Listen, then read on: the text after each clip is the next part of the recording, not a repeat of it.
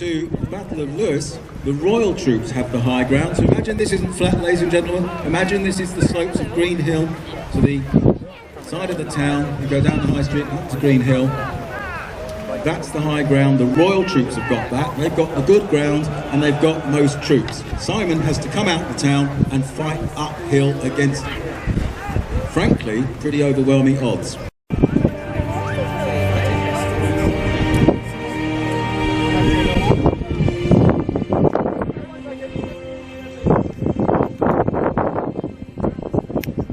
All these horsemen are fresh, not in the time yet. It's an even match, really. There won't be a conclusive outcome to this battle, I suspect. But you can see just from this small knot of swirling horsemen how confusing a mounted battle would be. Each troop, each lord with their own coat of arms, not entirely sure who's who. Hopefully, if you're one of the chief lords on each side, you will have an idea of who's opposing you. The ordinary soldiers won't. And now the infantry are coming forward as well. The Royal Infantry are coming forward. Ladies and gentlemen, Henry III is still a captive of Simon De Montfort. Henry III needs to be rescued. These are the men to do it. Ladies and gentlemen, cheer the Royal Army!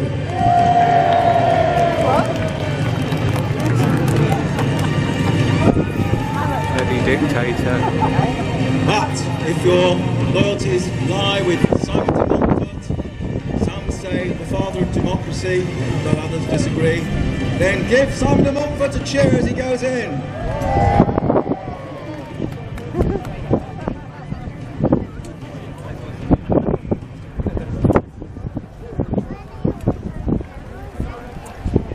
So the infantry move forward. Simon has to attack. He can't just stand there or he's going to be bottled up here in Evesham. To what end, we can only guess. We don't know what the composition of Simon's army was. The chroniclers are very, very vague. All the accounts of the battle are contradictory. All we know is that Simon was probably outnumbered and possibly very badly. We just don't know. No one bothered to write it down at the time. This is the trouble with medieval chronicles. They just didn't really think about an account of battles because it was more a case of did my lord take part. Edward in the centre and Gilbert de Clare on the right. Some suggest Mortimer was actually blockading Benchworth Bridge. The royal troops drawn up in almost like a checkerboard situation where the royal troops were in front and then De Clare's division was slightly to the rear and Mortimer further back in reserve, in line. As I say, nobody knows the disposition or the strength of Simon De Montfort's force, but we have arrayed our troops in 2 divisions. Well, 3 divisions, with 2 of them very close together. They can act as 1 division or 2. You will see on the De Montfort, and also in the De Montfort ranks we can see the flag of Nicholas Seagrave, one of the loyal commanders of De Montfort's troops, and I have a particular fondness for Seagrave because I live in the village of Seagrave in Leicestershire, named after the family that first lived there. So, De Montfort's infantry are starting to go forward.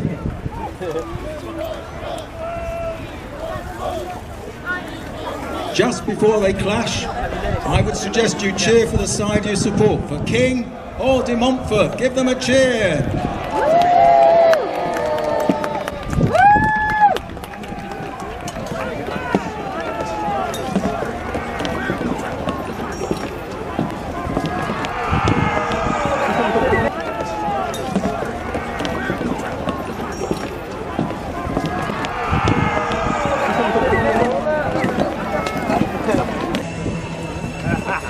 These men know it's kill or be killed. But what De Montfort's forces don't know is that King Henry's supporters, in this case it's Prince Edward, been really in for De Montfort. Especially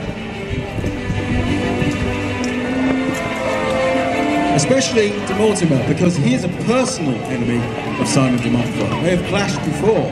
He will show when he's king, as King Edward I, after Henry III finally dies. He has told his troops not to take prisoners. He is basically changing the rules of chivalry, which state that if you can capture a knight, leave him alive, then ransom him for lots of money. This is not the case here. Edward wants the enemy crushed and destroyed. Simon De Montfort doesn't know it, perhaps he suspects it, but basically he's fighting for his very life. And the foot soldiers don't know that they are in mortal peril, because although the common infantry to the royal line, which reels back in confusion. Can he fight his way through? Can Simon win this battle? But the problem with the boar's snout is it can be so easily outflanked. You can see Mortimer swinging round to attack the side of the boar's snout, holding it in position, making it impossible for De Montfort to crash his way through the royal line. And now the royal right is coming in, swinging into the left flank of the boar's snout. De Montfort now surrounded on three sides. The boar's snout has failed. Mayhem now. This is where the troops are desperately trying to work out who the uniform device is that De Montfort's troops, some of them are wearing small white crosses on their coats or their surcoats or their armour, and the king has done the same, only in red. So if you see a soldier with a red cross on, he's royal. Push back. If they don't get out soon, if they don't retreat, they're going to be in deep trouble. Meanwhile, at the back, we have personality, because we haven't mentioned him so far. Where is he? Henry III has been a captive of De Montfort right from the start. Right after the Battle of Lewes, he's been held as a political pawn.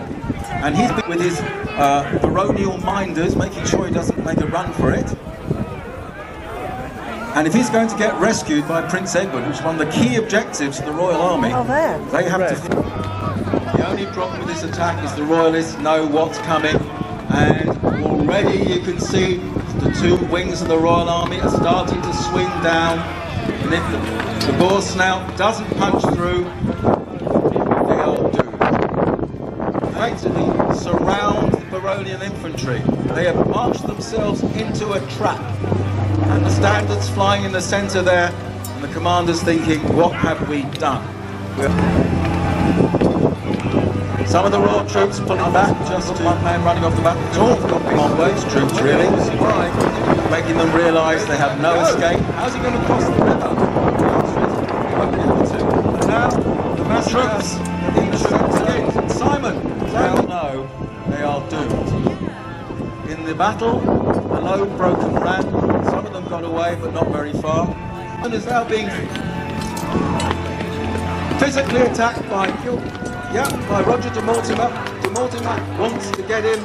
It's a personal dispute. A hit squad agreed by Edward is attacking Simon De Montfort. He's fighting bravely. He's outnumbered. Will he survive? De Mortimer, his deadly enemy, hand-to-hand fighting. It couldn't be more epic than Hollywood film. Stragglers are being cut down as they flee the battlefield, desperately trying to get away from the murder. Another of De Montfort's troops has gone down. Simon is still fighting, he's still on his feet. His own infantry has been effectively massacred. And De Montfort is down, ladies and gentlemen. And according to the accounts, De Mortimer stabbed him through the back of the neck with a dagger to kill him. A few stragglers are still on their feet and trying to run. Some of the Welsh infantry tried to cross the river and drowned. Others hid in the abbey grounds only to be cut down when they were found. Some tried to surrender and were killed outright. This wasn't a battle like any other battle.